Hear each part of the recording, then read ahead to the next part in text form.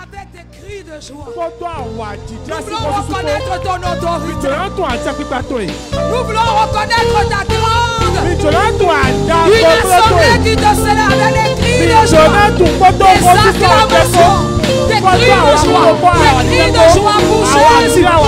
Des cris de joie pour Jésus. Nous reconnaissons ta suprématie. Nous reconnaissons ta grandeur.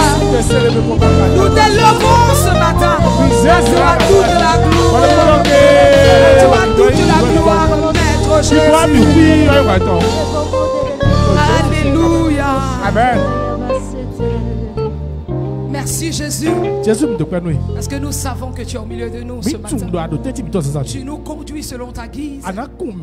Tu nous diriges comme tu le veux ce matin.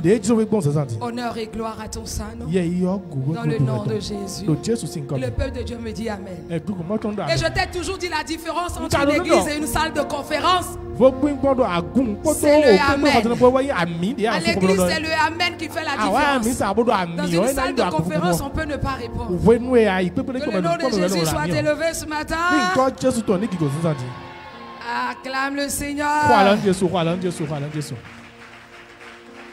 Tu vas saluer ton voisin de gauche et de droite. Et tu vas lui dire, c'est reparti parce qu'elle est là.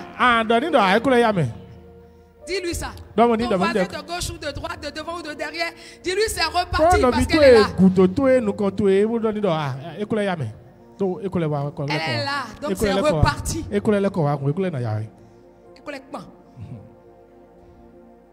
Amen. Amen. Si tu l'as fait, assois-toi comme une reine, comme un roi ce matin. Je ne peux pas t'expliquer pour que tu comprennes. Mais je vais essayer de te le dire quand même. Et je ne manquerai jamais aucune occasion de te le dire. Toutes les fois que le Seigneur m'amène à me déplacer, je réalise malgré vos défauts que vous êtes quelqu'un. Oh, je croyais que tu étais content.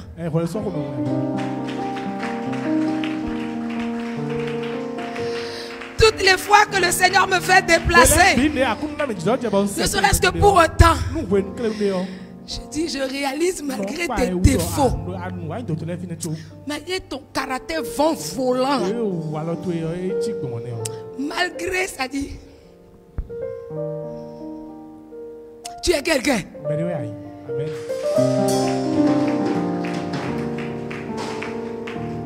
Ça dit que il y a la chaleur de la famille,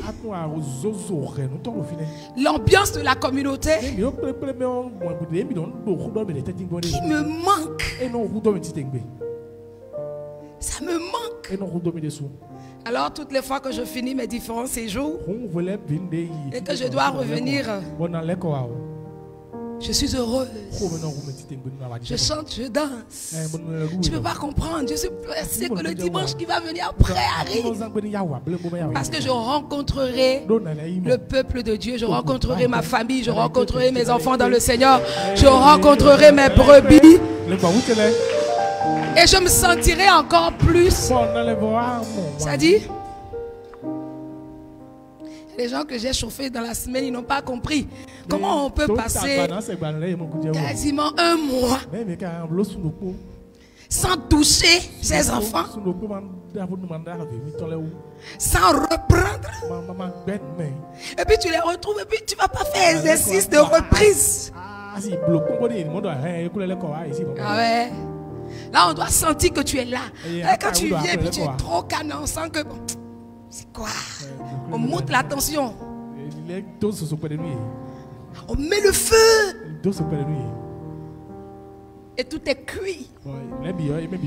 Je bénis le Seigneur qui a guidé mes pas jusque là où il lui a plu de m'amener. Et il m'a ramené saine et sauve.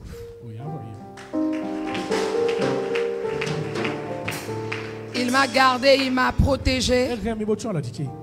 Il était avec moi. Ça m'a permis aussi de me reposer, d'aller à la face du Seigneur, de revoir certaines choses. afin de revenir en force. Avant de commencer mon message de ce matin, je voudrais que tu comprennes une vérité. Il y a des moments où chrétiens, qui que tu sois, tu dois prendre le temps de te reposer. Passe le message à celui qui est à côté de toi. Je t'ai pas entendu.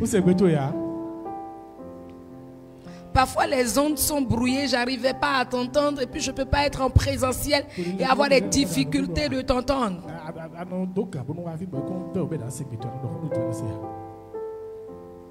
Amen. Amen. Je rends grâce à Dieu pour la maison. Et je bénis le Seigneur pour la vie de chacun de vous.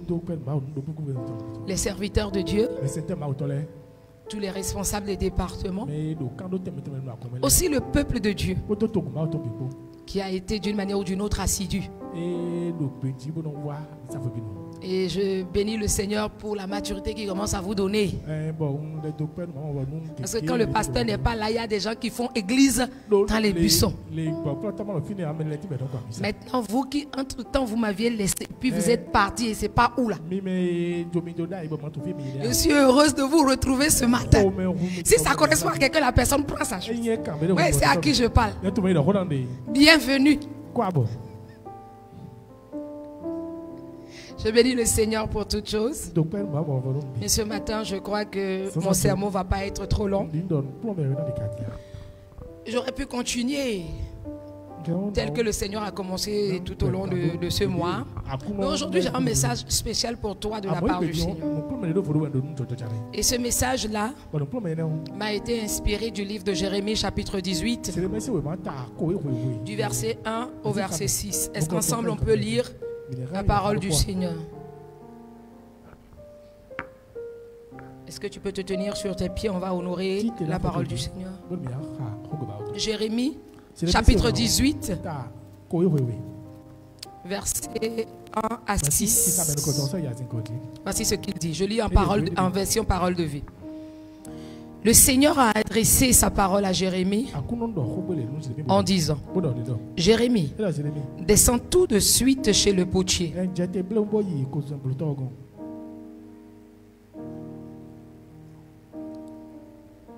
Le Seigneur a adressé sa parole à Jérémie en disant: Jérémie, descends tout de suite chez le potier. Là, je te ferai entendre ce que j'ai à te dire. Je suis donc descendu chez le potier. Il était en train de travailler sur son tour. Mais le pot qu'il fabriquait à la main avait un défaut, ce qui arrive parfois. Alors le potier a fait un autre pot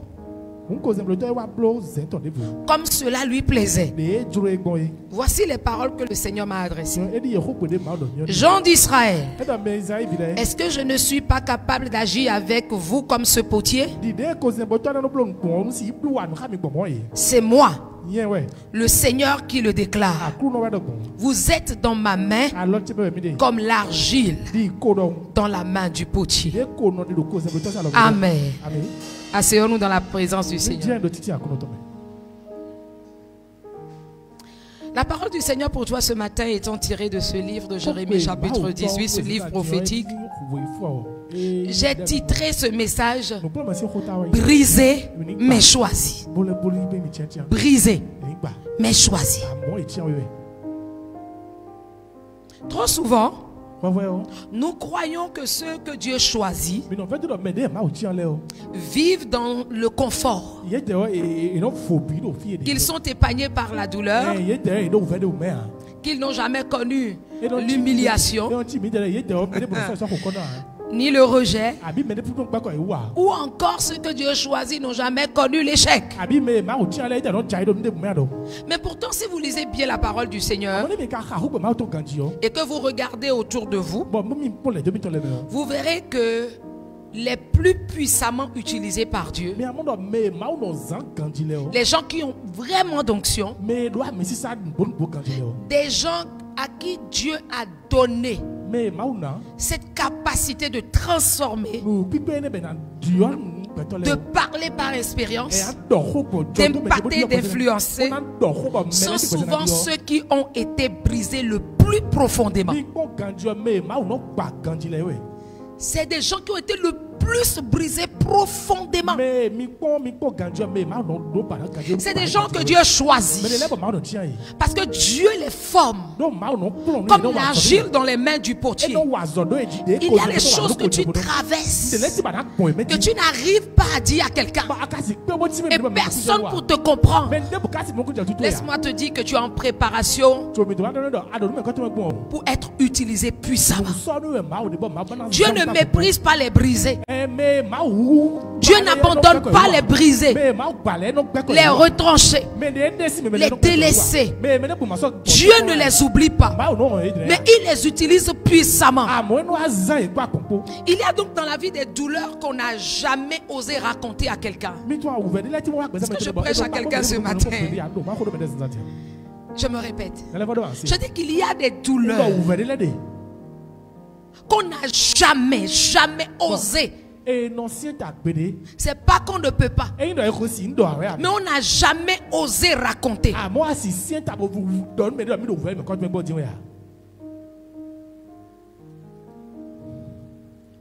Je te parle parfois de la douleur d'une épouse.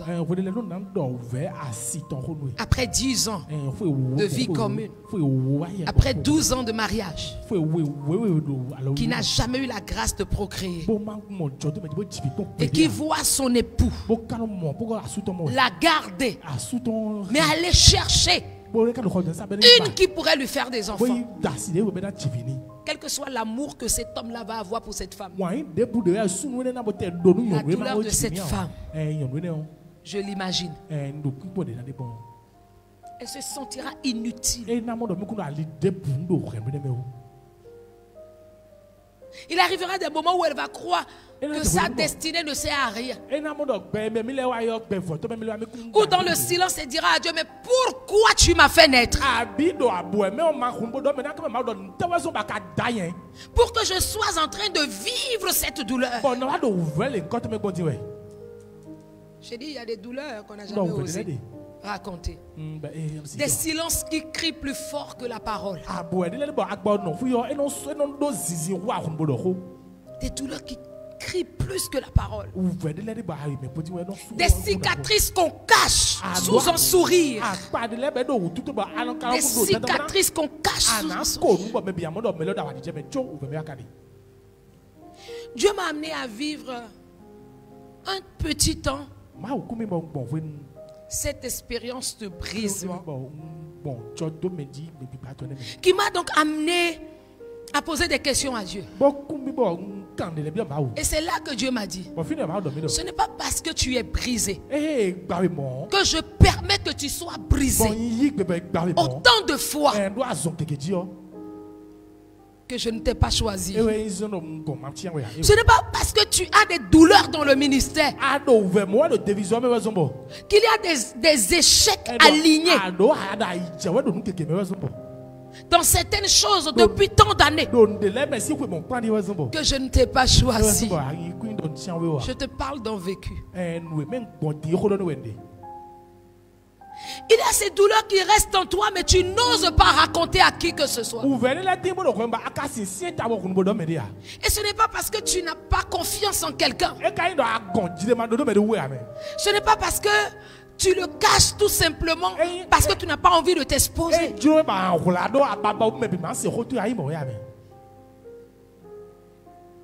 Mais c'est des douleurs profondes que seul Dieu peut comprendre, que seul Dieu peut savoir. On cache ces douleurs derrière un sourire. Mais Dieu, lui, il ne regarde pas ce que les autres voient, ce que les hommes voient. Il regarde au cœur. Dieu regarde au potentiel caché sous les décombres. Il voit au-delà du brisement que tu vis. Il voit au-delà des douleurs. Il voit au-delà de tes pleurs. Il voit au-delà de l'amertume. Il voit au-delà du fait que tu sois rejeté, retranché. Mais personne pour te consoler. Mais lui, il est prêt pour te consoler. Et comme ce potier dans Jérémie chapitre 18, Dieu ne jette pas le vase fissuré. On dit ce vase qui est dans la main du potier. Ce vase qui est dans la main du potier ne lui plaisait pas comme cela devait être.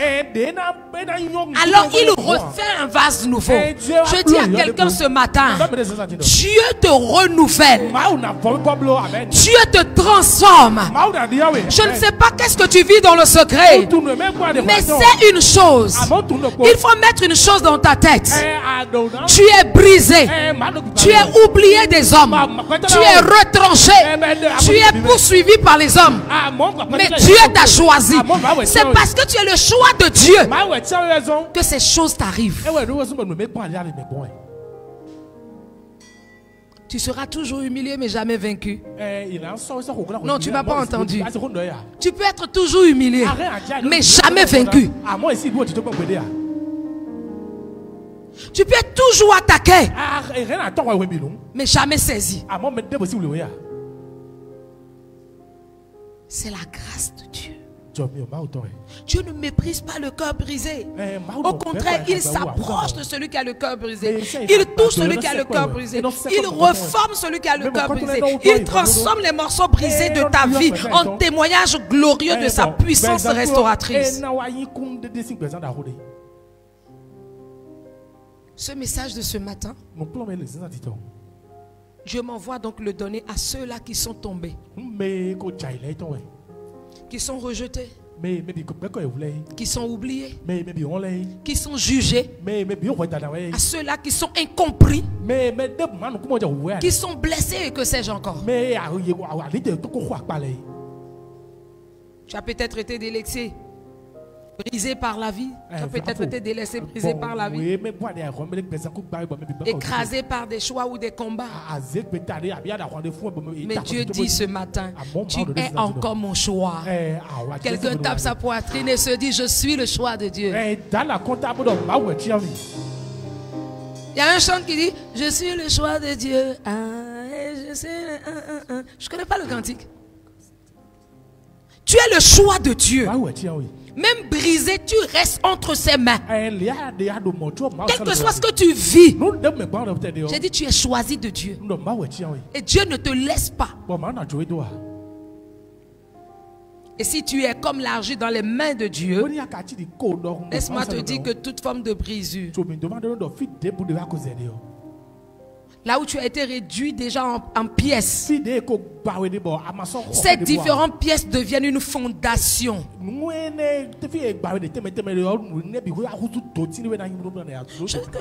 Tu sais, quand tu prends un vase de terre et qu'à un moment donné tu laisses tomber le vase de terre, même si c'est un verre, quand ça tombe, qu'est-ce qui se passe? Ça se réduit en pièces et c'est terminé. On se dit c'est fini. On a perdu un vase. On a perdu un contenant, n'est-ce pas? Mais laisse-moi te dire que celui à qui Dieu a donné le don et les talents de l'art, c'est maintenant que lui il a trouvé la matière première tant recherchée pour travailler. Un plasticien va chercher une toile. Un décorateur va chercher un support. Peut-être encore un potier va chercher une plateforme. Il va chercher de la colle. Il versera sur, chacun d'eux peut-être versera sur cette plateforme. Ils prendront le verre cassé, avec lequel on ne peut plus boire, avec lequel on ne peut plus vraiment se servir. Et il les étale. Et puis mieux, il va prendre une peinture d'or, ce qui autrefois est déjà brisé, que n'importe qui allait ramasser, jeter à la poubelle. Il prendra une peinture d'or, il va recouvrir ces pièces délaissées, oubliées, et ils auront la couleur de l'or. Il le placera dans une galerie d'art. Il le vendrait à des millions de dollars. Il le vendra des millions de francs. Je dis que ce vase, cette bouteille, cette pièce, c'est de toi que je parle. Là où tu es tombé, là où tu es brisé, dans ce mariage, il t'a laissé, il a abusé de toi, il t'a laissé, et tu te retrouves seul, et tu demandes si Dieu existe encore. Je vais te dire ce matin, Dieu existe, même brisé, même délaissé, même oublié, même retranché. Dieu te choisit ce matin. Dieu te récupère ce matin. Et il fait de toi quelque chose d'utile pour les autres. Quelque chose d'utile. La première des choses que l'on jette quand on a un contenant de jus ou de limonade, une boisson, c'est le couvercle. Mais pourtant c'est lui qui a gardé le gaz à l'intérieur. Mais pourtant c'est lui qui a protégé la boisson à l'intérieur. Mais pourtant c'est lui qui a préservé la qualité de la chose. Parce que sans le bouchon de liège du vin, le vin, ce qui reste là, c'est ça qu'on appelle liège. Sans cet arbre, c'est travailler à base d'un arbre. Le liège qui se trouve souvent sous les vins, c'est ça qui bonifie même le vin. C'est très important pour le vin. Alors, quand ce bouchon est là, ou quand tu ouvres ta bouteille de champagne, tu le laisses partir. Et tout le monde l'oublie. Mais il a été d'une certaine utilité. Quand le monde t'a oublié dans ses choix, quand les hommes t'ont oublié dans le partage, quand les gens t'ont oublié dans ta famille, Dieu te récupère. Parce que tu es le bouchon. Sans toi, la boisson ne sera pas aimée, désirée, achetée. La Bible nous dit qu'il y a un homme qu'on appelle David. On va le lire tout à l'heure. Il dit que Dieu voulait choisir. Dieu voulait choisir. On va dans 1 Samuel. Hein? Dans 1 Samuel chapitre 16, 11, 13. Je ne sais pas si la communication est avec nous. Si la communication n'est pas avec nous, on va y aller très vite. Je ne voudrais pas avoir un sermon long ce matin. Dieu veut juste que je te fortifie ce matin. Tu n'es pas seul dans ce que tu vis. Essuie tes larmes. Tu n'es pas seul. Dieu est avec toi. Dieu veut que tu comprennes que dans ses mains, le vase brisé, réduit en pièces que tu es, il t'a choisi. C'est toi qui l'as choisi tel que tu es. On peut t'aimer ou ne pas t'aimer. Dieu t'a choisi pour. Mais le pour, il t'a déjà révélé. Et c'est à cause de cela que tu es retranché. On va lire rapidement 1 Samuel chapitre 16. À partir du verset 11.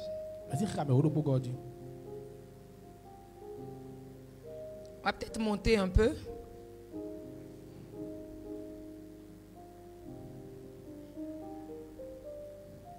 Un instant. Hein. Voilà, on va monter au verset 4. Rapidement. Samuel fait ce que le Seigneur a dit. Quand il arrive à Bethléem, les anciens de la ville sont inquiets.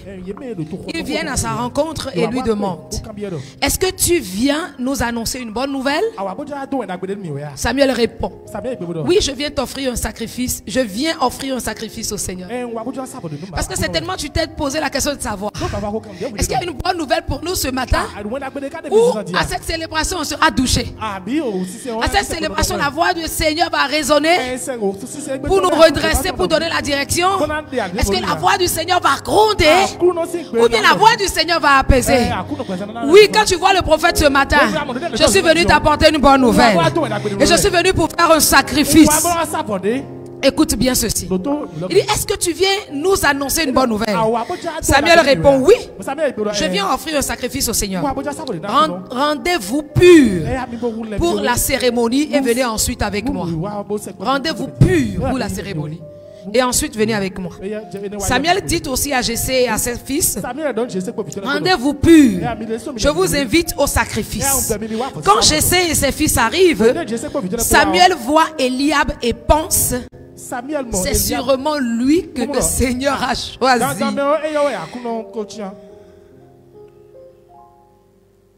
Certainement c'est lui que le Seigneur a choisi. Mais le Seigneur lui dit: cet homme est beau et il est grand, mais ne fais pas attention à cela. Ce n'est pas lui que j'ai choisi. Je ne juge pas comme les êtres humains. Ailleurs il dira qu'il ne regarde pas l'apparence. Les gens font attention à ce qui se voit. Mais moi, je regarde le fond du cœur. Il y a des moments au sein de l'église on jugeait parfait. Laisse-moi te dire quelque chose. Laisse-moi te dire quelque chose. Tu cherches un emploi. Et tu ne peux pas voir la sape comme ça et puis tu vas laisser. Et toi tu es là. Mais ce que tu as qui est au point, c'est le cœur que tu as. Et ces hommes-là sont parfaits. Mais laisse-moi te dire que quand c'est parfait devant les hommes, c'est forcément imparfait devant Dieu. Parce que Dieu, il dit que ce qu'il aime, c'est lui-même qui le prépare. Aucun homme ne peut lui faire ce qui est bien. C'est lui-même qui est l'auteur et le consommateur de la foi qu'il produit en toi. Il est l'auteur et le consommateur de la foi qu'il produit en toi. Alors cette foi qu'il a produit en toi, si ce n'est pas lui qui le produit, il ne peut pas en être le consommateur. Alors donc eux ils sont parfaits devant les hommes. Mais dans le surnaturel, quelqu'un me dit ils sont imparfaits. Ceux que je vois là, ils sont tous imparfaits. Comment ils les voient? Ils sont tous imparfaits. On les passe. On les passe. Et puis comme il serait comme le comédien là. Messieurs, on ne dit pas ça. Il faudrait dire mais civilité, monsieur. Vous connaissez le gars là, non, le comédien là? Mais civilité. Tu es venu chercher un emploi, tu me corriges. D'accord. D'accord. C'est ton apparence et ton diplôme qui te pousse à ça, non? D'accord. Les gens t'écoutent. Ah, moi? Vous êtes arrivé comment? Je suis venu avec mon véhicule et puis tu as la clé. Tu te dis que c'est clair, on verra que c'est quelqu'un qui maîtrise le poste. Et puis mieux, devant le recruteur, tu poses ta clé là. Et peut-être que le recruteur voit que tu as une Prado. Alors que lui, il a une Toyota Yaris.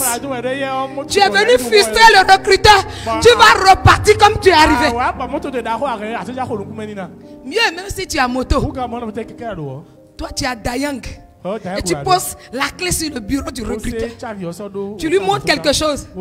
Lui, il a juste les motos de 300 000, de 200 000 francs. Tu auras l'emploi.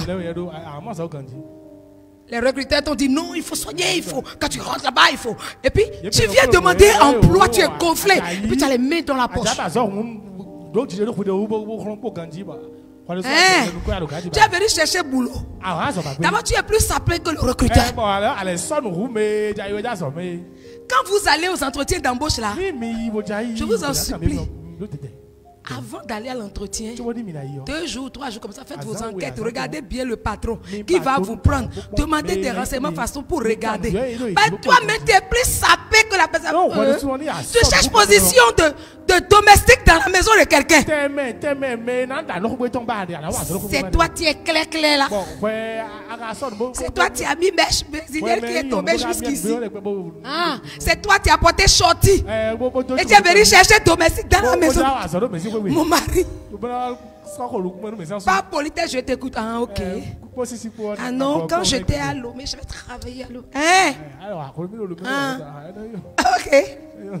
Ok. Comme le dirait ma petite fille. T'as vu? T'as vu? T'as vu, non? T'as vu, non? Tu finis de parler. Ah, ok. Il n'y a pas de souci. Et puis tu as porté les ongles et puis tu es propre comme ça. Il faut savoir que nous les femmes là, on cherche fille de ménage ragazouan.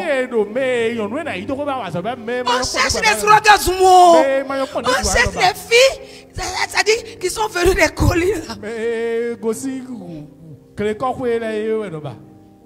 Qui ont fait toko sur la tête.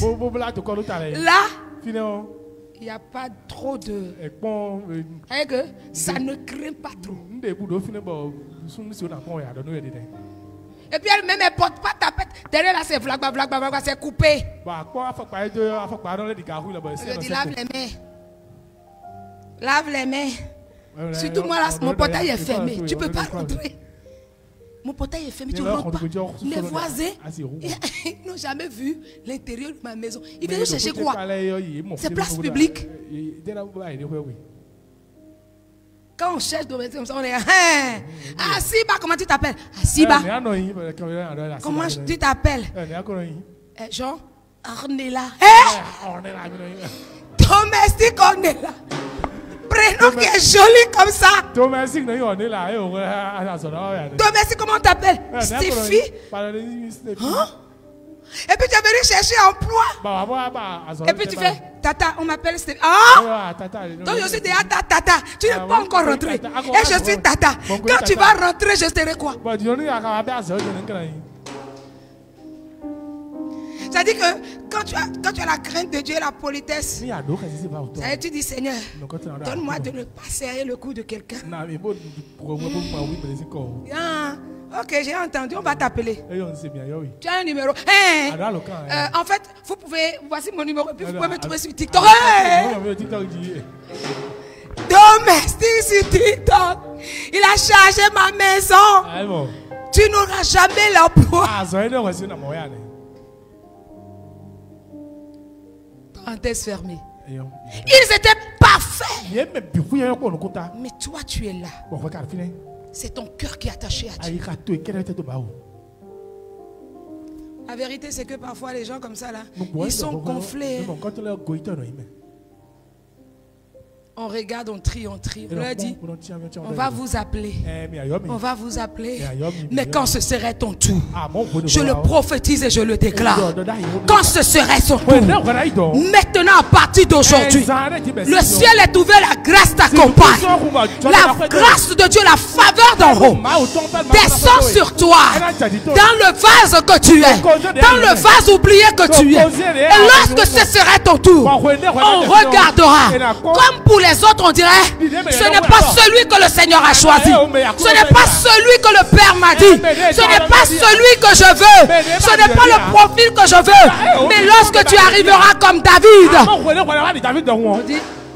c'est l'homme selon le cœur de Dieu. Ce qui a changé la vie de David, c'est son cœur. Ce n'est pas son apparence. Ce n'est pas la famille dans laquelle il est né. Ce n'est pas les relations qu'il a. Elishama, c'est un général de l'armée. C'est un général de l'armée. Les fils de Jessé sont dans l'armée. C'est David seul qui n'est pas dans l'armée. Lui, il était en train de s'occuper des brebis. Il s'occupe des troupeaux du Seigneur. C'est le choisi de Dieu. Celui qui sait s'occuper du troupeau, il peut s'occuper d'un peuple. Non, je te répète. Celui qui sait s'occuper d'un troupeau, et encore mieux un troupeau de Dieu, il peut s'occuper d'un peuple. Celui qui a le cœur pour les brebis, celui qui soigne les brebis, celui qui protège les brebis, même dans leur petitesse, les brebis d'un an, les brebis de 2 ans, les Les brebis de 3 ans, les brebis qui sont encore dans leur jeunesse, celui qui sait s'en occuper. Parce que quand les brebis sont encore trop petites, elles sont trop récalcitrantes. Il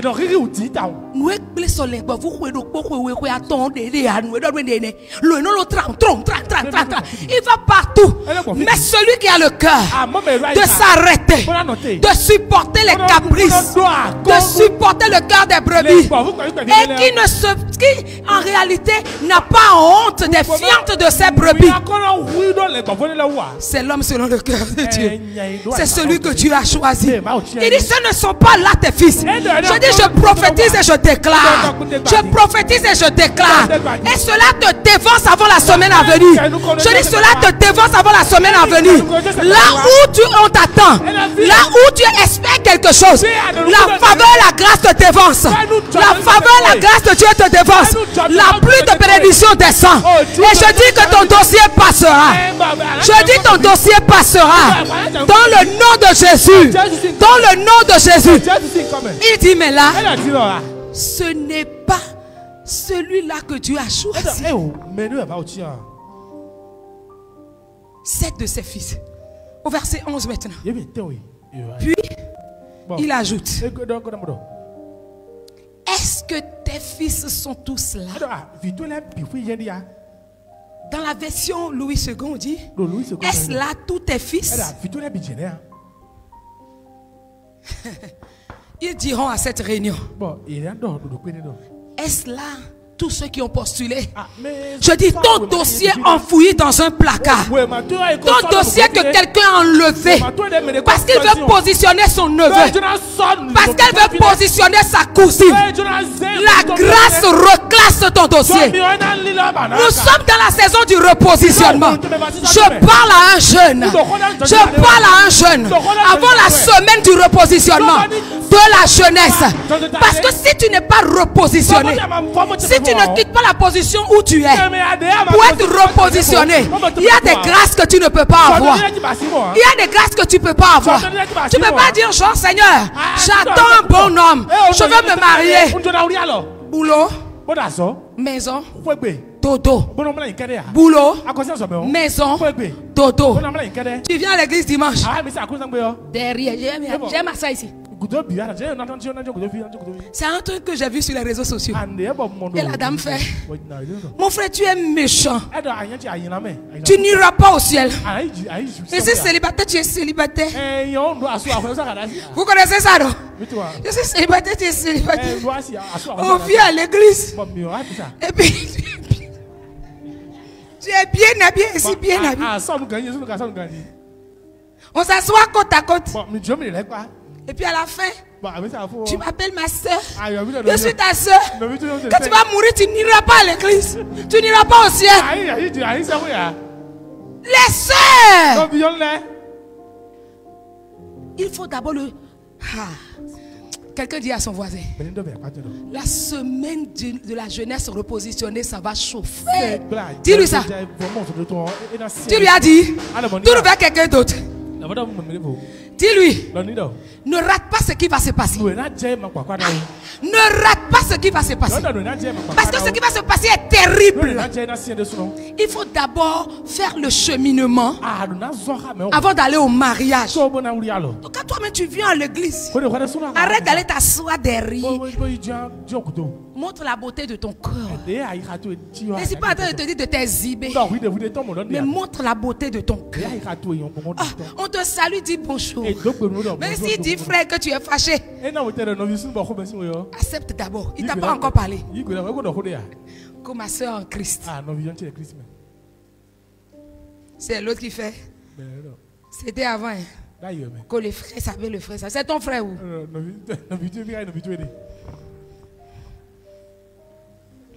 Vous vous apprêtez à faire la chose. Maintenant,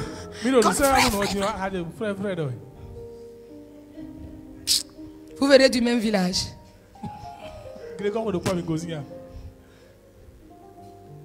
Marche dignement.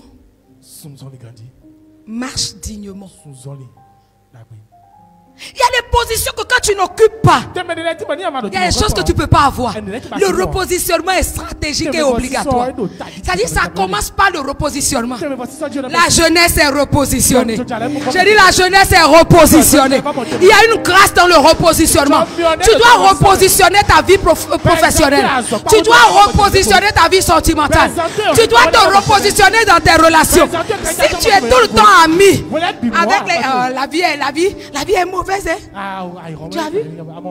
Lui qui est ministre là-bas, on a fait les bancs ensemble. Si c'est les gens comme ça que tu as comme ami, pardon, repositionne-toi. Repositionne-toi, pardon. Ah, tu as vu lui? Dans ce pays-là, à l'école, moi je travaillais plus que lui. Parce que son papa a les relations. Qui t'a dit déjà d'ailleurs que les gens qui travaillent bien à l'école, dans la vie active, ils sont bons. C'est les plus tarés dans la vie active. C'est moi qui ai dit, pardonnez, déposez-moi ici, je viens en paix. Les gens avec qui moi j'ai fait les classes, quand on parle de mathématiques, on les respecte. Moi, j'ai jamais été première, ni dans 5 premiers, et j'ai jamais voulu. Je ne te demande pas d'être médiocre. Ça, c'est pas ma vocation. L'essentiel, c'est de passer. Demandez à mes enfants, est-ce que j'ai jamais dit à quelqu'un, soit premier. Le jour où on m'a amené premier ici en seconde, je dis ouais, ma fille, tu as enlevé la honte de mon corps. Ce que je n'ai pas été, mon enfant a été. Premier temps. Hein? Où? Ça c'est au coup primaire. Ça on prend ça vite. Mais à partir de 6e, j'ai jamais vu premier de ma vie. 17 de moyenne. Qu'au 16. Si j'ai dit ça, il était menti. Cherche-moi dans les tous. Ma plus forte moyenne dans ma vie, c'est combien? C'est pas quelque chose en 13 ou 14 dans ma vie. Et ça, c'est début 6e. Où est le problème? Vous avez bac, j'ai bac. Où est le problème? Où est le problème? Si on dit les gens qui ont bac, venez. On va aller mieux. Mon bac avait 10 là. Juste là. C'est plus fort que ton bac d'aujourd'hui avec 16 où les gens sont inintelligents. 16 de moyenne et de nouvelle année. Ben oui. Il faut savoir ce que tu veux dans la vie. Et est-ce là tous tes fils?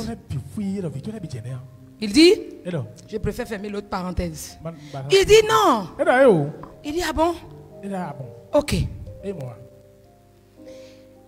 J'essaie de répondre. Non. Il y a encore David le plus jeune. Je parle à la jeunesse. Il y a encore David le plus jeune. C'est-à-dire que la saison dans laquelle on rentre, après la première moitié de cette année, c'est-à-dire le premier semestre, c'est pour la jeunesse. Je croyais qu'il y avait les jeunes. Comme ils ne sont pas là, comme les jeunes ne sont pas là, je vais leur dire ça demain. Une jeunesse repositionnée. C'est ta saison. C'est-à-dire que quand je suis rentré dans l'assemblée, j'entendais c'est ma saison, c'est ma saison. Puis je voyais les gens, ils étaient. Tu es venu à l'église pourquoi?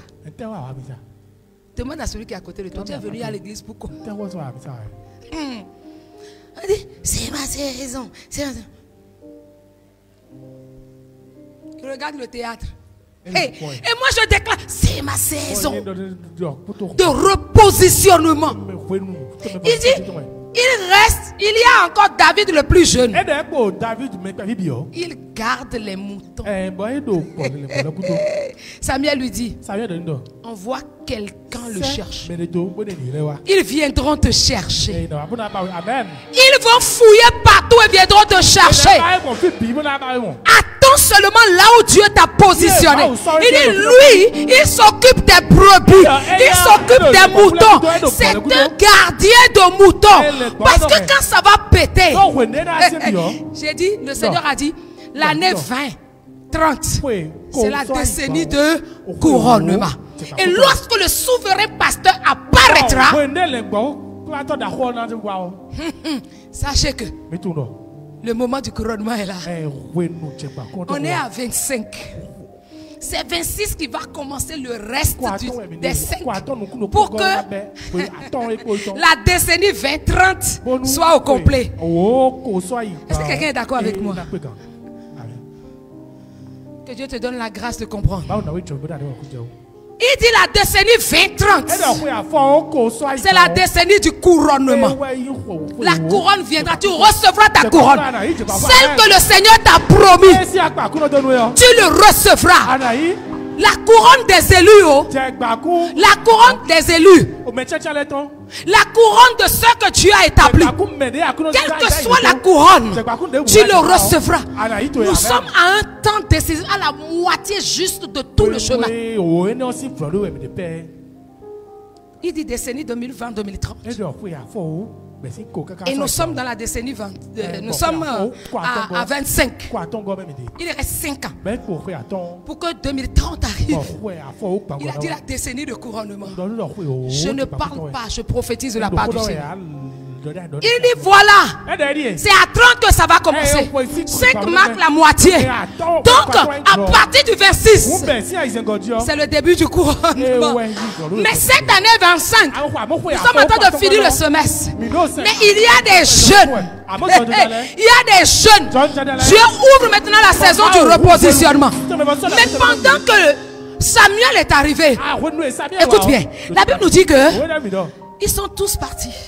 Ils ont dit à Samuel, reste là-bas. Ils ont dit à David, reste là-bas. David n'a pas pipé mot. Quoi que les hommes fassent à partir de maintenant, je veux dire à un jeune, reste calme. Nous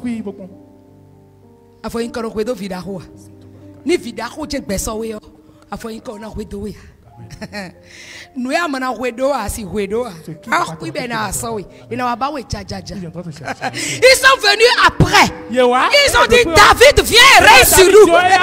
David viens et règne, soit notre roi. Pourquoi? Parce que Saül, le géant, Saül qui est une menace pour nous, Saül qui est une punition pour nous, Saül que Dieu a mis là, parce que nous avons décidé de faire ce qu'on veut. Et Dieu a dit vous voulez donc un roi. Et voilà. Prends Samuel et donne-le lui. Donne-le.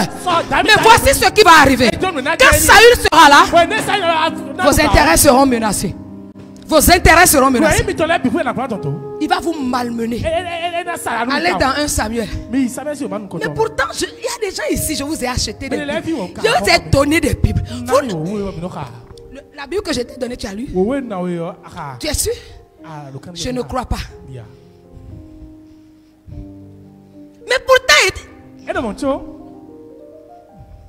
vous ne croyez pas? Les derniers baptisés, est-ce qu'il y en a dans la salle? Je vous ai donné des Bibles à votre part. Je suis ici, en face de l'antenne de l'OETB. Je t'ai donné des Bibles. Tu as pris une Bible, oui ou non?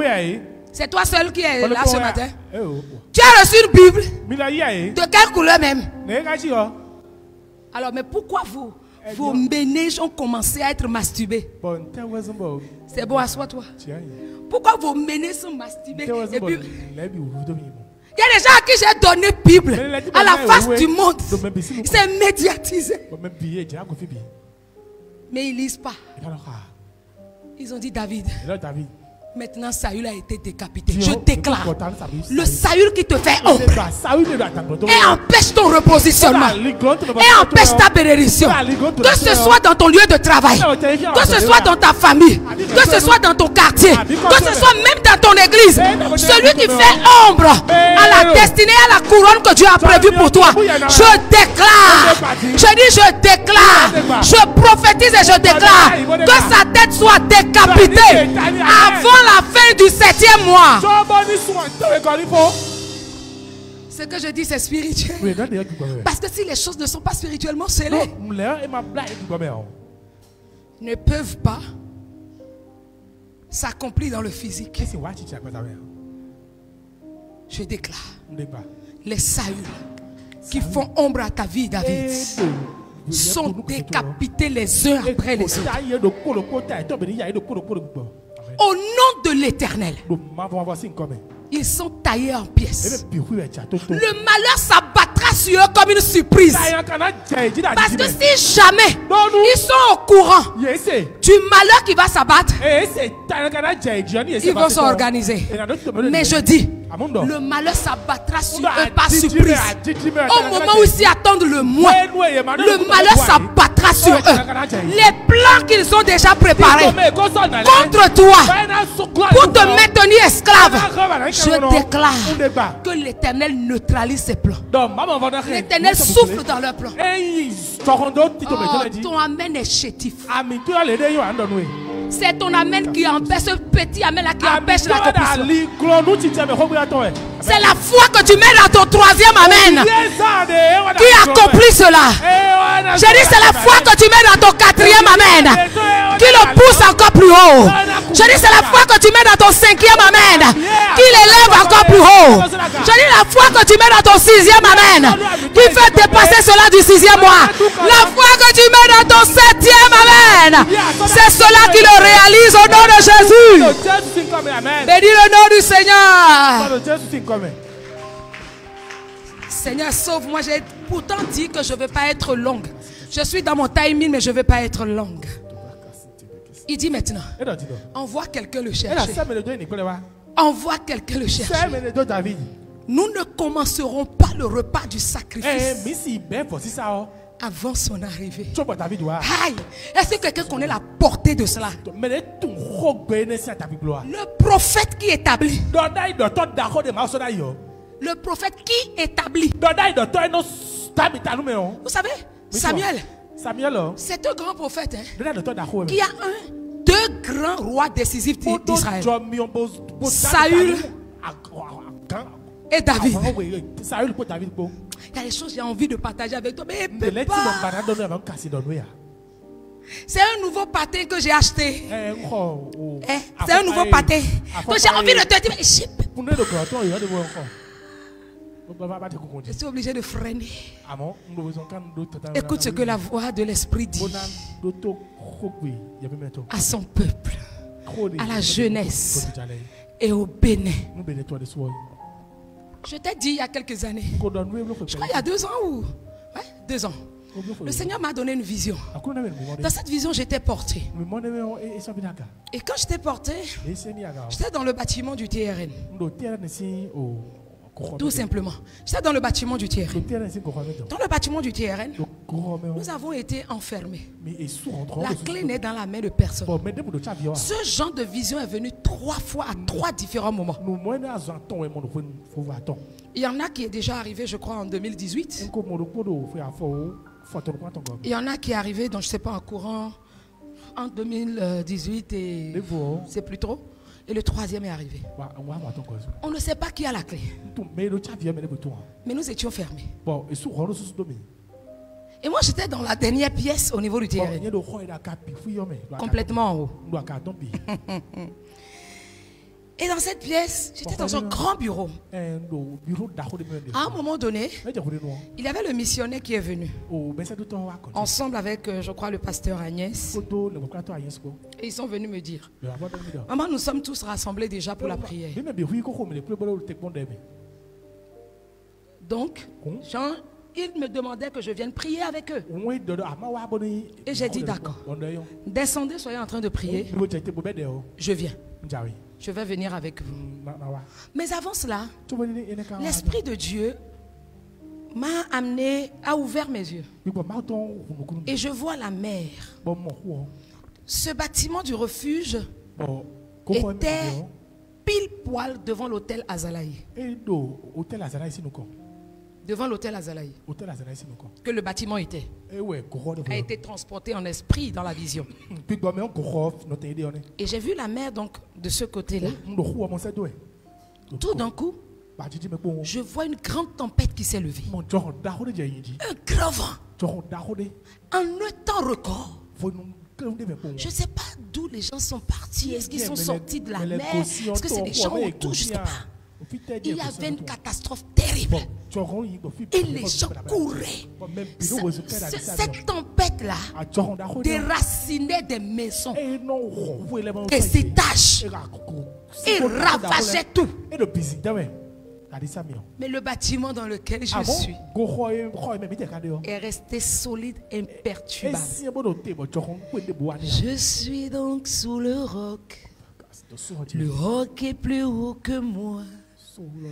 Jéhovah m'a caché, il m'a caché sous le roc. Dites à mes ennemis que je suis sous le roc. Jéhovah m'a caché, il m'a caché sous le roc.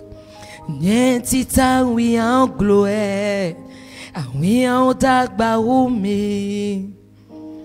Jéhovah kourlami, et rami da waton gloire.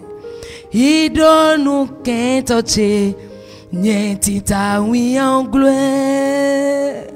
Jéhovah kourlami, et rami da oui en gloire.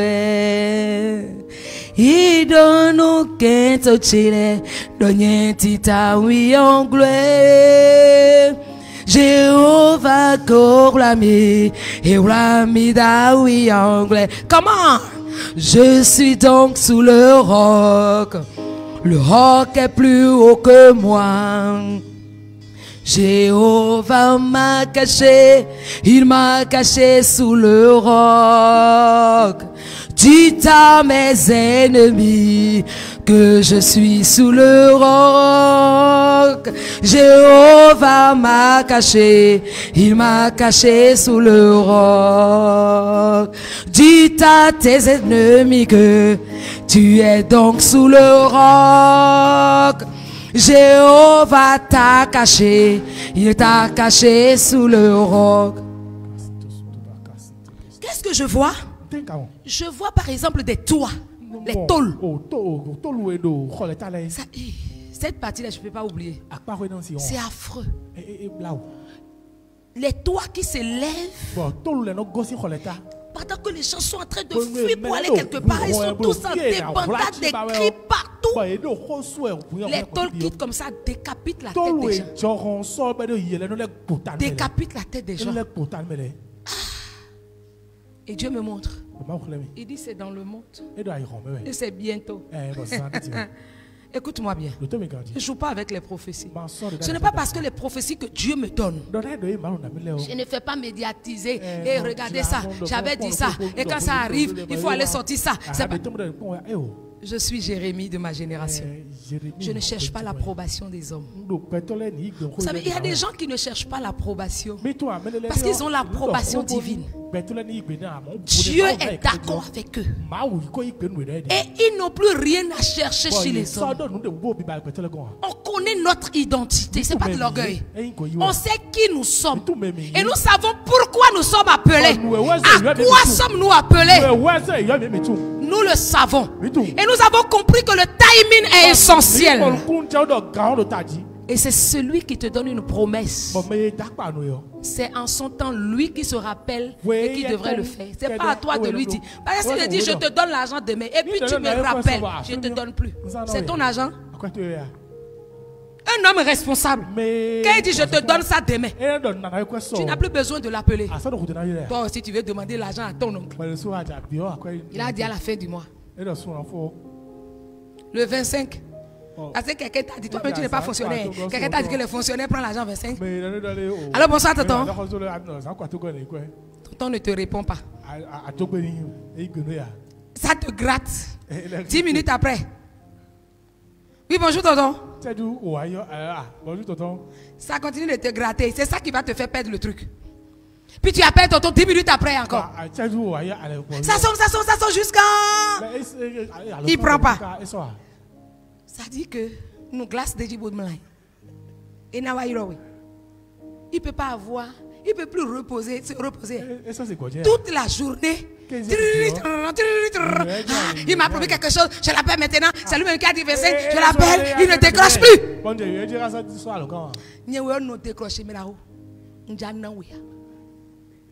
Fâche-toi. Fâche-toi, c'est mon argent. Si on me donne quoi? Non, non. Et alors? C'est ça que vous faites depuis les gens de vous. Aïe. Même si tu n'as pas appelé tonton le 25, il a dit fin du mois. Attends que le mois finisse. Même si le mois finit, le premier, laisse-le. C'est lui qui a fait son travail. Tu crois donner pas fait ton père.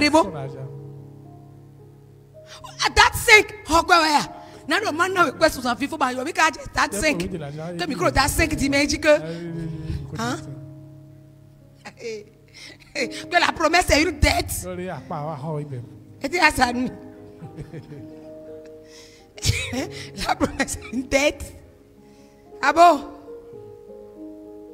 Il te donnera plus. Parce que tout le temps, tu es en train de le taquiner. Tu es derrière lui. Il y a des choses sur lesquelles on importune. Mais il y a des choses sur lesquelles on n'importune pas. Dans cette vision, je reviens. Catastrophe totale, c'est que c'est terrible. Mais le bâtiment du terrain. Laisse-moi t'expliquer ce qu'on appelle le terrain. Ce nom est venu du Seigneur. Temple refuge des nations. C'est la grotte de l'Éternel. Et l'ombre de l'Éternel est dessus. On appelle ce temple là, pour ceux qui ne savent pas, à l'ombre du Dieu fort. C'est ce que Betsalil Israël veut dire. À l'ombre du Dieu fort. Il est ton saf. Ah! Et on a mon roi Chodi. Parce que au jardin d'Éden, il a mis 2 chérubins. Ça, c'est ton esprit. Il a mis 2 chérubins. La Bible dit que ces 2 chérubins surveillent l'entrée du jardin. Et ils ont quoi? Chacun leur épée. Et ils se font face. Et l'épée est vacillante. On a dit,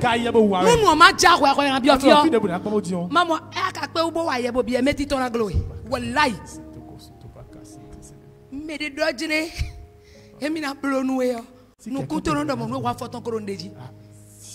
A fortune de Dieu, des bandes de loin en dos. Après, on peut me remettre ou livrer ou ennemi. Ride, bodade, bosode, ja. Attends, boika, na wa betu beka, na hode do wallahi talai. Aya, na. Akara kuame. Non. Na wan tu ekpede lekpe libo. Na hebo kusu. Na do ekra voisin quoi. No un bloc un coup be fo e na yo. Ah tu edo. Ma fu dondo. Akon tu edo. Ni lek mo epe anu. Boy, ni le waso. Na le kwere. E a tu edo ni bo. Na le kusu. Ai wan were yo. N'importe quoi. Et puis quand je voulais aller prier, je crois que j'étais assise. Parce que ce que je voyais était terrible. Il y a une main qui a pris mes cheveux et qui m'a fait lever par mes cheveux jusqu'à sortir du temple. La vision est terminée. Seigneur, qu'est-ce que ça veut dire?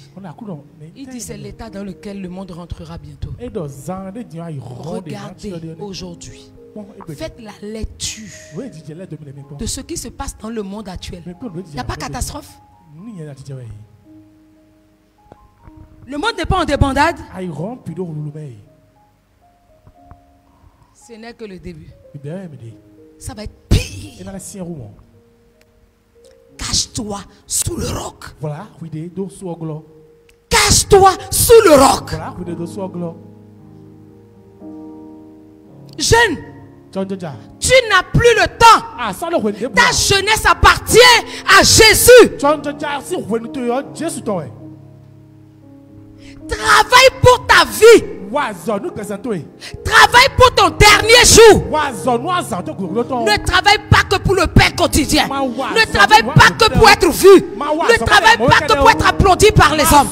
Parce que quand le moment va arriver, il dit que c'est lorsque le monde entier, ils seront en train de rire, de manger, de se marier, que le malheur va descendre. Comme au temps de Noé. Regardez dans le monde aujourd'hui. C'est en train d'arriver. Je sais une chose. C'est ton esprit. C'est pourquoi je t'ai parlé tout le mois de ton hôtel. Du mois passé jusqu'à ce mois. De ton hôtel. De ton hôtel. Ton hôtel de prière. Ton hôtel de communion avec le Seigneur. Ta vie de prière. Ta vie de consécration. Parce que ce qui arrive sera terrible. Ça a commencé. Ça a commencé. Quand j'entends ces robots désormais qui va corriger les copies des gens au bac, je dis Seigneur merci. Parce que mes filles sont parties au bac maintenant. Amen. Elles sont enlevées. L'autre n'est pas moins bête, n'est pas bête non plus. Mais en son temps, la grâce va se passer. Robot n'a pas sentiment. Hein. Tu vas payer 400 000 francs de scolarité. Le robot, s'il ne donne pas pile poil la réponse, le robot fait 100. 400 000, tu es bien. Bon, 9 mois de douleur, tu es déjà dit. Sans en quoi tu as ma soeur. Photocopie quoi est déjà dit. À quoi il y a le soir, mais quoi est déjà dit. C'est qui tu as tort. Ce qui se passe dans le monde. Il dit. Envoie quelqu'un le chercher. Nous ne commencerons pas le repas du sacrifice avant son arrivée. Je dis, ils viendront te chercher. Il ne commencera pas sans toi. Oh, je te prophétise. Reste calme. Ils sont dans la danse. Les Eliab, les Elishama. Eliab vient. Elishama, c'est pas Egbe. J'ai fait il n'a pas dit Egbe. Elishama Django est arrivé. Général. Calon. Chacun arrive. Hey. Si tu ne sais pas faire, regarde bien. J'ai envie de te parler. Mais j'ai acheté de nouveaux pâtés. Je freine. C'est pas que j'ai peur de quelqu'un, mais je freine. Il a dit, Samuel dit, envoie chercher David. David était l'homme de quoi? Il était auprès des brebis. Il était dans la brousse. Il est allé le chercher. S'il ne vient pas, le repas ne commence pas. La fête ne commencera pas. Je dis s'il ne vient pas, si tu ne viens pas, s'ils ne vont pas te chercher dans cette entreprise, dans cette famille, dans cet endroit-là, si on ne te trouve pas, je dis ne peuvent pas commencer les festivités. Reste calme parce que bientôt ils viendront te chercher. Mais ils ont pris le temps de te briser, de te malmener, de te délaisser, de te poursuivre, de te vilipender, de te rechercher partout. Tellement que Dieu t'a pris. Il t'a mis dans le creux de ses bras. La mer en furie a battu les rochers sous lesquels tu es. Mais toi, le petit enfant de Dieu, dormait tranquillement, paisiblement. On n'entend plus parler de toi. On n'entend plus parler de ton entreprise. On n'entend plus parler. Ils ont cru que c'est terminé pour toi. Je prophétise et je déclare.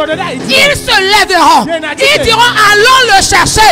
Allons la chercher. Parce que sans lui, le repas festif ne commencera pas. Le repas ne commencera pas. Le festin des rois ne va pas démarrer sans toi. J'ai dit le festin des rois n'aura pas lieu sans toi.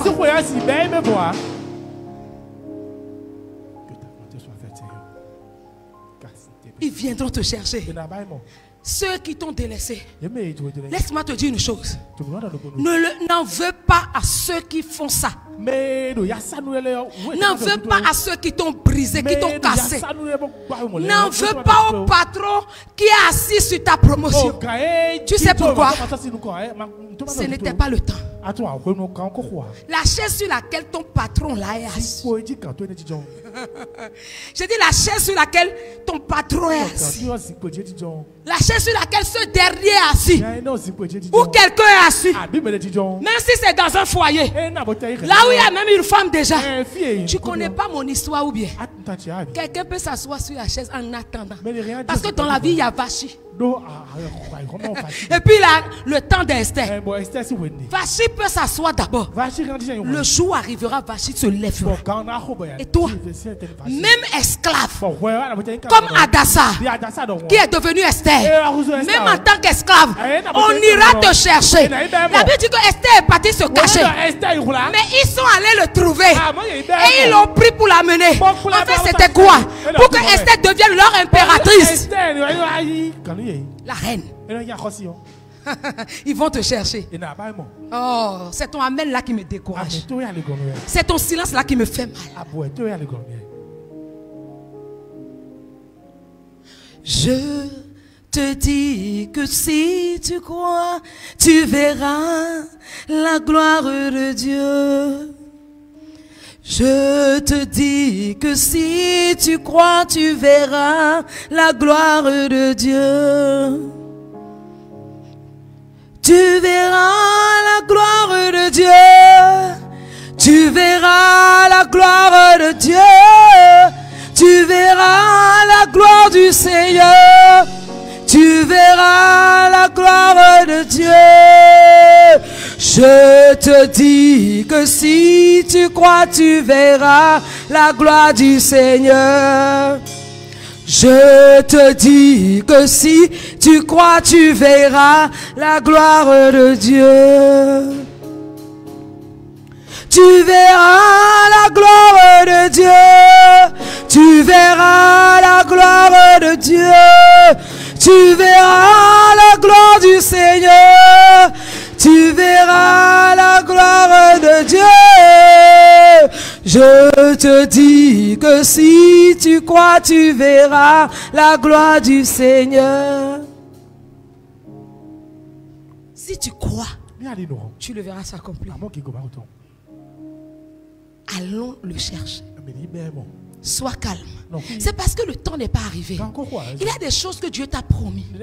Si tu le fais avant le temps, beaucoup d'élus de Dieu en souffrent aujourd'hui. Dieu veut que tu te maries. Peut-être même avec cette personne-là, avec cette femme, ou même avec cet homme. Mais en vérité, il n'a pas fini de travailler sur cet homme. Il n'a pas fini de travailler sur toi. Un jour, j'étais choquée, mais j'ai prié, j'ai dit c'est l'ignorance. J'ai compris. Je n'ai pas travaillé avec. Mais je suis obligée de te donner ça comme un exemple. Quand un de mes enfants s'est levé pour me dire, ah, cette phrase-là m'a choquée. C'est ça qui a fait mon silence jusqu'au bout. Moi, je dois me marier avant l'année prochaine. Tu viens voir ta mère, tu lui dis que toi, tu dois te marier avant le début de l'année. Ok, c'est bon, c'est vrai. Alors que Dieu envoie le message pour que les choses débutent. C'est pas cette personne que Dieu a dit. Passons à un autre niveau. Mais Dieu n'a pas encore dit au prophète. Passez au deuxième niveau. Et tu es venu dire, moi,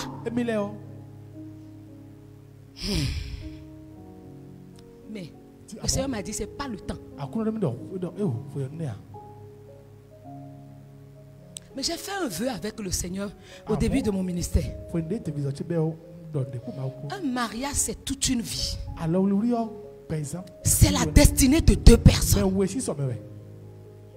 Et dit, Seigneur, quand tu n'es pas dans quelque chose, débrouille-toi. Soit, quand les gens insistent, j'ai parlé, ils ne veulent pas comprendre. Quand les gens insistent, premièrement, sors-moi du pays dans la période où les gens doivent faire ça. Je ne serai pas au pays. 2. Prive-moi d'argent. Alors quand des choses comme ça arrivent, que Dieu me prive d'argent, que je n'ai pas de l'argent pour y mettre, parce que je sais quelle alliance j'ai faite avec Dieu. C'est une réponse. Je ne peux plus chercher la volonté de Dieu. Ça veut dire que mais il arrive des moments où tu es déjà à un niveau où tu ne peux plus entendre personne. Ça veut dire peut-être que ce n'est pas ce temps-là. Dieu va le faire. Mais à un autre temps pour que ce soit beaucoup meilleur pour toi. C'est peut-être un emploi que tu n'as pas eu. C'est parce que ce n'est pas le temps. Peut-être que c'est dans ton travail. On t'a licencié comme ça, sans raison. Arrête de pleurer. Rends grâce à Dieu. Tu vas entendre qu'il y a une malversation et c'est ton meilleur ami dans le service qui a fait ça et puis on l'a arrêté. Si tu étais encore là, on vous prendra tous les deux. Ce n'est qu'après enquête qu'on saura que tu n'as pas fait. Mais tu vas partir. Que Dieu t'accorde la grâce de l'entendre et d'attendre son temps. Mais moi je te dis, l'heure a sonné pour la jeunesse. L'heure a sonné pour toi, jeune chrétien. Le temps de ton repositionnement est arrivé. Là où tu étais dans le champ comme David, là où tu t'occupais des brebis, tu n'étais qu'un attaché au service de Christ. Tu n'as rien d'autre à faire. Ce n'était que ça que tu fais. Et toi-même tu vois que bon, c'est des moindres. Ah, ça c'est quoi ça? Ne sers pas le Seigneur en murmurant. C'est le Seigneur dans la joie. Parce que ton heure va sonner. Parce que ton jour arrive. Dieu n'est pas un ingrat. Tu es là. On va envoyer te chercher. Quelqu'un viendra t'appeler. Tu rencontreras celui à qui Dieu a une commission pour toi, a transmis une commission pour toi. Il va te connecter à des gens. Mais ne cherche pas forcément des personnes élevées. Dieu peut te connecter à un jeune qui est le fils du roi actuel. Dieu peut te connecter à quelqu'un qui est capable de t'introduire. Il suffit que tu changes de position. Que tu quittes les amis, les rebelles. On est toujours en train de critiquer les gens, parler mal des gens. Quand toi tu n'as pas l'argent, quelqu'un a l'argent, c'est qu'il a vendu son âme. Les jeunes chrétiens là, c'est ça vous faites. Je les vois sur la toile. Ah lui il a vendu son âme au diable. Cet artiste là, il a vendu son âme au diable. Tu étais là, c'est toi qui as pris l'argent. Ou bien c'est toi le secrétaire du diable. Le trésorier du diable c'est toi. Quelqu'un a un peu de succès seulement, il a vendu son âme. Quelqu'un évolue seulement, ça c'est pas naturel. En Afrique, rien n'est naturel. Deux choses surtout spécialement. La grande richesse n'est jamais naturelle. On croit que c'est quelque chose que tu as fait. Tu as fait Zangan ou bien Zongon. C'est pour ça que tu es riche. Parce qu'eux ne peuvent pas être riches pour eux là. C'est clair. Deuxième chose en Afrique, tu ne peux pas avoir du succès professionnel. C'est pas naturel. Tu es dans les autres là. Comme le dirait mon ami là, le révérend. Donc tu es franc plombier. Le jour où tu prospères, tu es un jeune. Ça marche seulement, tu as du succès. C'est fini, tu es franc plombier. Plombier, j'ai dit, pardon. Ou bien tu es franc menuisier. Ou bien comme il dit là, tu es rose bonbon. Tu es rose bonbon. Tu es dans 7. Mon fils aussi là, je parle, il ne veut pas écouter. Le garçon là, quand il a 13 cheveux, tout le monde me regarde. Est-ce qu'il ne prend pas de drogue? Toi, tu peux prendre drogue, Emmanuel. Toi. De toute façon, je te récupère. Quand on regarde ça, oh, il a graissé. Vous savez, la jeunesse aujourd'hui n'est plus la jeunesse d'entre-temps. Qu'on le veuille ou non, il y a des choses qu'on est obligé de concéder. Tout en parlant, tout en coachant, tout en aidant, tout en accompagnant. Vous savez, il y a quelques années en arrière, j'avais un pianiste, mes pianistes qui sont souvent les choses. Le garçon là, il a fait ses dreads. Vous le connaissez, je ne vais pas appeler son nom. Il a ses dreads sur la tête. Dimanche comme ça, le gars il descend à l'église, il est en culotte. Avec chemise. Il vient s'asseoir dans la chair. Et puis il est derrière. Avec ses dreads. C'est des petits dreads, ça descend même pas. C'est un truc là. C'est un vrac. Un promenade sur sa tête. Et puis le gars il est là. À un moment donné, quand il est fatigué, il soulève son pied, il pose ça sur le pied. Hey! Mon garçon, après le culte d'aujourd'hui ne vient plus jamais. Si je te revois encore ici, fais semblant. Moi aussi je fais semblant de te laisser, le culte va finir. Quand le culte finit, tu ouvres la porte, ne reviens plus ici. C'est comme ça que je l'ai chassé. Si c'est aujourd'hui, à l'heure actuelle, il va jouer. Je concède.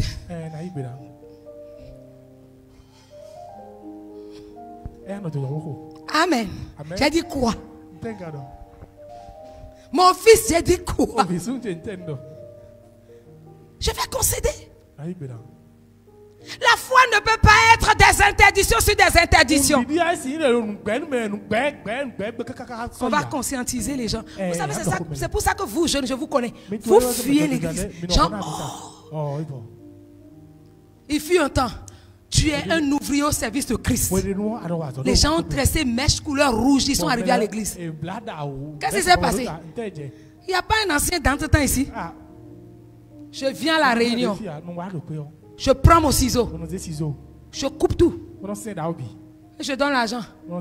Va te tresser comme une femme normale. Quelqu'un peut jean destroy. Et le gars il vient à l'église. Je n'ai pas appelé son nom. Le pasteur que j'étais avant. Ciseaux. Je le mets devant l'église. Je prends, je coupe jusqu'ici. Le pantalon est tombé. Le garçon là, quand il est parti, il n'est plus jamais venu à l'église. Il me voit en vue. Bonjour, maman. Il dit, toi, parce que je t'ai refusé cette vie là, tu ne vas plus venir à l'église, n'est-ce pas? Il y a des choses que les gens font aujourd'hui qui vous influencent. Que Dieu vous donne la grâce de vous démarquer dans cette génération de jeunes. Que vous sachiez qui vous êtes. Un roi, il n'a pas besoin de l'approbation des gens. J'ai entendu une prédication de T.D. Jake rapidement passer quelque part où il dit, mais vous savez, quand vous voyez un riche, il est en basket, il est en jean. Mais le pauvre, sac Gucci. Ma montre vient de chez. Ma perruque de chez. Mes bijoux de chez. Il est obligé de chercher l'approbation par des gens de valeur. Alors que celui qui lui a vendu le Coco Chanel à ce prix-là, il est en tapette avec eux, avec un petit sac, en train de marcher sur les Champs-Élysées. Quand un Africain veut prendre l'avion, tu reconnais? Non, selfie avant selfie. Le gars a déjà acheté sa veste. Même s'il veut voyager en été, il doit mettre sa chemise, sa veste et encore avoir son manteau. On est en été, mon gars. On n'est pas en hiver, on est en été. Tu n'as plus besoin de manteau. Même la veste là, même, tu es obligé d'enlever. On est en été. Et il a ses chaussures. Il a son sac, il est bien coiffé. Il va à l'aéroport, il est là. C'est que toi, mais tu sais qu'il voyage. Et puis, il tient son passeport. Oui, quand je serai là-bas.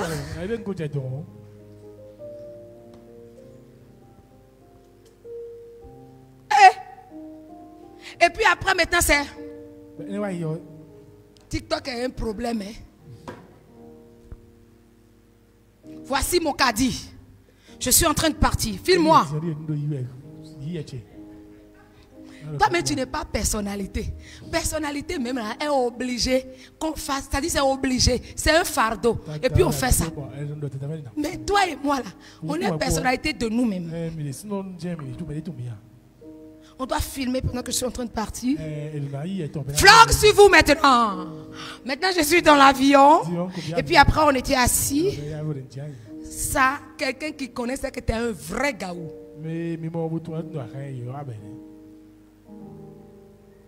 Et pour casser le mythe là, je dis aux gens, mais action de grâce est finie à Dieu. Le tassi est bien garé. C'est un tassi. Le monsieur qui survole comme ça. C'est un taxi. C'est quoi d'autre? C'est un taxi, non? Que Dieu nous sauve. Alors quand David arrive, on fait venir David. Un vase oublié, mais choisi par Dieu. On dit aussitôt, j'essaie de faire venir David. David a le teint clair, avec de beaux yeux et un beau visage. Alors le Seigneur dit à Samuel, c'est lui. Verse de l'huile sur sa tête pour le faire roi. Ainsi le Seigneur fera. On versera de l'huile sur ta tête. On te fera roi dans les affaires. On te fera roi et modèle pour la jeunesse. On te fera roi dans ton secteur d'avenir. Et tu le verras dans la conférence. Le samedi, il y aura les Oscars PR. Ça revient encore. Les Oscars de distinction. On te révélera comme une marque, comme une empreinte de réussite, comme élite de la jeunesse. Il dit, mets-le sur lui et fais de lui un roi. Chacun de vous, vous serez roi et reine dans le secteur que Dieu a choisi pour vous. Il dit, c'est lui, verse de l'huile. Et Samuel prend l'huile et il avait sur la tête de David devant ses frères. Il oint ma tête et ma coupe déborde. C'est cela le psaume de reconnaissance que David a élevé devant Dieu. Il oint ma tête et ma coupe déborde. Il a dressé ma table en face de mes adversaires. Ils le verront, ils ne mourront pas. C'est pourquoi j'ai dit, avec ça, j'ai dit une chose au Seigneur. Et Seigneur, ce matin dans ta présence, je le redis. Tu utilises cela et tu ramènes. Et ta promesse s'accomplira devant eux.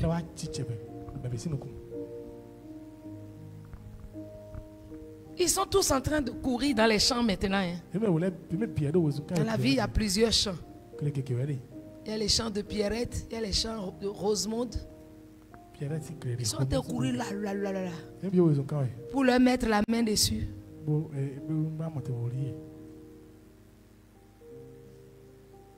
Et beaucoup de choses se passeront.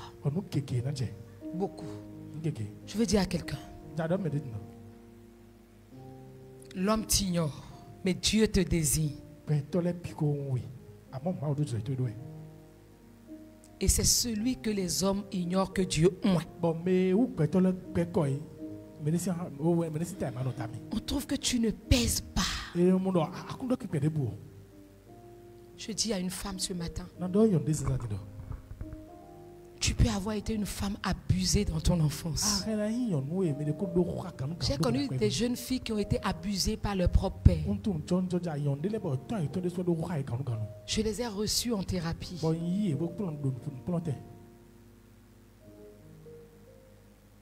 Mais le Seigneur a restauré. Tu peux être une femme abusée dans ton enfance. La blessure est là. Tu as été une femme qu'on a divorcé injustement. Tu es peut-être une femme battue dans le secret. Tu es peut-être une femme violentée moralement ou même spirituellement. Je veux te dire ce matin, malgré que le vase que tu est brisé en 1000 morceaux, fissuré, cassé, méprisé, Dieu t'a choisi. Et Dieu changera ton histoire. Arrête de croire que tu es perdu. Arrête de croire que tu es brisé à jamais. Arrête de croire que c'est fini. Dieu a encore la capacité de t'utiliser pour consoler d'autres personnes meurtries. Dieu t'a choisi. Et malgré ces douleurs, il ne t'a pas laissé. Parce que c'est là ton appel au ministère. Toi qui as été une femme battue, lorsque l'Éternel te relèvera, lorsque le Seigneur va te oindre, il va t'utiliser pour comprendre les femmes battues, pour comprendre les femmes humiliées. Quand tu n'as pas porté le fruit des entrailles, tu es passé dans cette épreuve et toute seule tu pleures. Tu demandes au Seigneur, ôte la honte de dessus ma vie. Je veux te dire ce matin, Dieu t'a entendu. Mais tu n'as pas vécu ça parce que Dieu ne t'aime pas. Tu n'as pas vécu ça parce que tu as péché. Tu n'as pas vécu ça parce que Dieu t'a oublié. Tu as vécu ça parce que c'est là ton appel. Tu auras un cœur pour comprendre les femmes qui n'ont pas vite porté le fruit des entrailles. Tu auras le cœur de prier pour les femmes qui ont eu du mal à porter le fruit des entrailles. Si Dieu t'a béni et il commence à bénir tes entrailles, Dieu commence à bénir ta famille. Si tu as été une femme rejetée à cause de ta bouche, parce que tout ce qui sort de ta bouche n'est pas bien, que tu as été une femme traitée durement, si Dieu t'a choisi au ministère, c'est là ton ministère. C'est là ton appel. Il n'y a personne pour comprendre les prostituées. On peut prier pour les prostituées. Il y a des gens qui peuvent aller évangéliser les prostituées. Mais il n'y a personne pour comprendre les prostituées. Qui ne va pas condamner une femme prostituée si d'une manière ou d'une autre elle n'est pas passée sur ce chemin. Parce qu'elle comprendra. Parce qu'elle comprendra la douleur. Elle ne va pas conclure fatalité. Il n'y a personne. Ce matin, j'avais mal. Parce que parmi mes coachés, une dame m'a appelé quasiment en larmes. Elle dit, maman, je vous appelle tôt ce matin. 6 heures et quelques. Parce que dans mon foyer, elle s'est mise à parler. J'ai fait que Dieu t'accorde la grâce de porter ce fardeau. Je te rappellerai parce que je suis en train de me préparer pour aller à l'église. Parce que je suis en train de me préparer pour aller à l'église. Je te rappellerai. Est-ce que j'ai entendu cette femme dire ce matin? Me confirme le message que Dieu m'a donné pour toi ce matin. Briser mais choisi. Briser mais choisi. Tu es choisi de Dieu. Tu es peut-être rejeté, mais maintenant, puissante tu seras. Parce que tu es comme l'argile dans les mains du potier divin. Le brisement est un langage des élus. C'est le langage des élus. Dieu le permet pour te reformer, je te l'ai dit. C'est une préparation à une gloire nouvelle. Regardez ce que Joseph a vécu. À la fin, s'il savait qu'ils étaient en train de la mener au palais, il n'allait pas faire ça. Je veux finir rapidement en te disant une chose. Vous savez, l'assemblée, l'une des assemblées dans lesquelles j'étais passée, la dernière d'ailleurs, à la fin d'une célébration un jour, une dame, elle s'est levée. Elle est allée voir mon époux et lui dit, tout le monde sauf Hermione. On n'a jamais été voisins. On n'a jamais vécu une heure, même c'est trop. 30 minutes ensemble. Si on vit des heures ensemble, c'est qu'on est venu à l'église. On ne s'est jamais assis côte à côte dans l'église.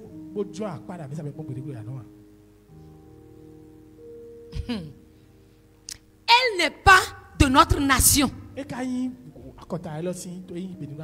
d'une autre nation. On ne se connaît ni d'Adam ni d'Ève. J'ai tellement de principes que je ne parle pas avec les gens à l'église. C'est ma nature. Ça m'énerve. Tout le monde sauf Hermione. À lui de lui dire, parce que Hermione là, elle a fait quoi? Elle t'a fait quoi? Explique, dis-nous. Qui elle est et puis tu sais. Qu'est-ce que tu connais d'elle? Est-ce que vous imaginez?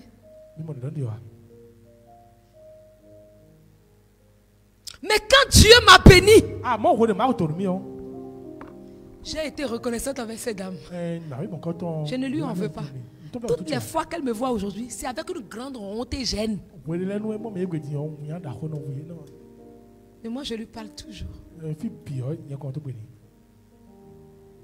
Toujours plus élevé que la tête.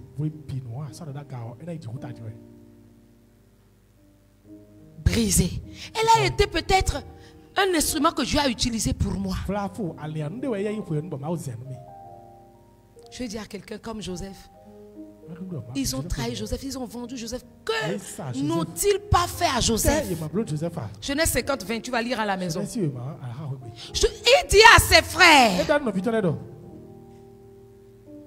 vous aviez médité de me faire du mal, mais Dieu l'a changé en bien. Tout le mal que les gens ont médité contre toi, je déclare et je prophétise ce matin que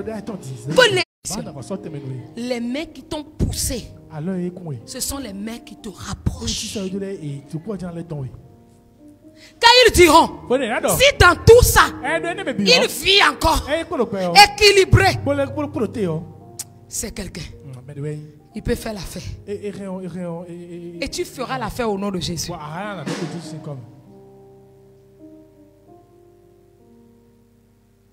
En tant que pasteur humilié, vous savez, qu'est-ce que les gens n'ont pas dit sur ma vie? Le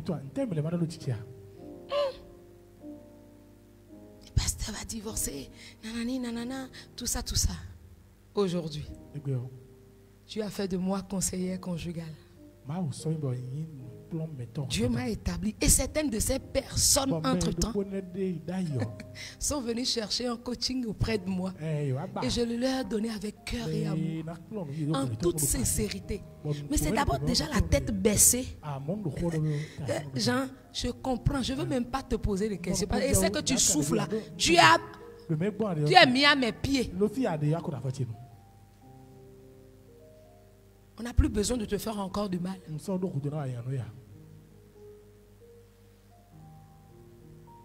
Je te donne une citation ce matin. Les cicatrices sont des certificats d'élévation. Je dis les cicatrices sont des certificats d'élévation.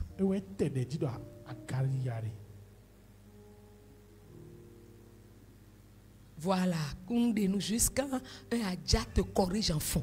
Un adja corrige en fond. Voilà. C'est ça. C'est des certificats. Alors, mes heures sont terminées. Pour quand je suis revenu. Il faut gagner aussi à quoi. Tu es peut-être brisé aujourd'hui. Incompris ou incomprise. Rejeté. Jugé. Mais Dieu t'a vu. Il t'a choisi non à cause de ton état. Mais il t'a choisi malgré ton état. Parce que si toi-même tu te condamnes, il te sera fait selon ta foi. Comme le potier divin pouvait faire un autre vase à sa guise, Dieu va te transformer. Dieu n'a pas besoin de ton perfectionnement. Il n'a pas besoin que tu sois parfait. Il a juste besoin que tu t'abandonnes. Et comme je t'ai dit, j'ai vécu cette histoire.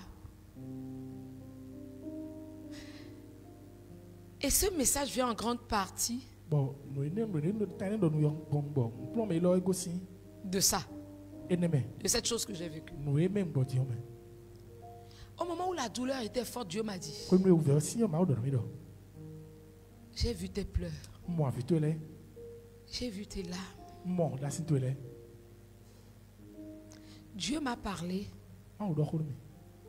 Et au moment où je m'étais mis sur mes genoux pour prier, il m'a parlé à travers mon époux. Quasiment les mêmes phrases. Tu as dit, j'ai pas besoin que tu sois parfait. J'ai vu ton cœur. J'ai juste besoin que tu t'abandonnes. Que tu me fasses confiance.